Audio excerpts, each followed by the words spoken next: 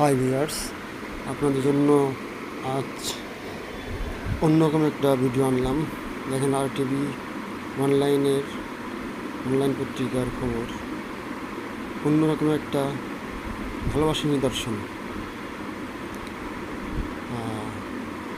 বিয়ে করার পর যখন বন্দী হয়ে যায়, তখন সে তার স্ত্রীকে তালাক দিয়েছিল। ফিলিস্তিন এক যুবক তালাক দিয়েছিল, কারণ সে কবে মুক্তি পাবে, আদৌ মুক্তি পাবে কিনা সে জানে না।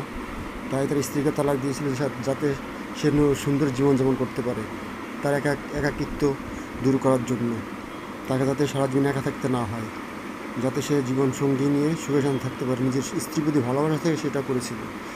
কিন্তু ভাগ্য তাকে আজ কোথায় নিয়ে এসেছে। এত বছর পর সে মুক্তি পেয়ে, 23 বছর পর সে মুক্তি পেয়ে আবার সে স্ত্রীকে নিজের করে নিয়েছে।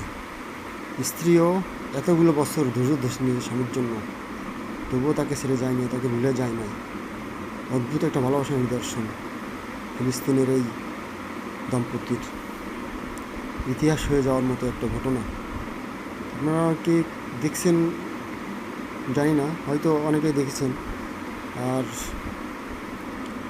কেউ কেউ হয়তো দেখেন নাই। যারা দেখেন নাই তারা এখান থেকে ভালোভাবে জানতে পারবেন, আর যারা দেখেছেন তারাও এখান থেকে ভালোভাবে, যতটুকু জানেন তার থেকে আরও ভালোভাবে জানতে পারবেন। আমরা দোয়া করি তাদের আল্লাহ নেক হায়াত দান করুন।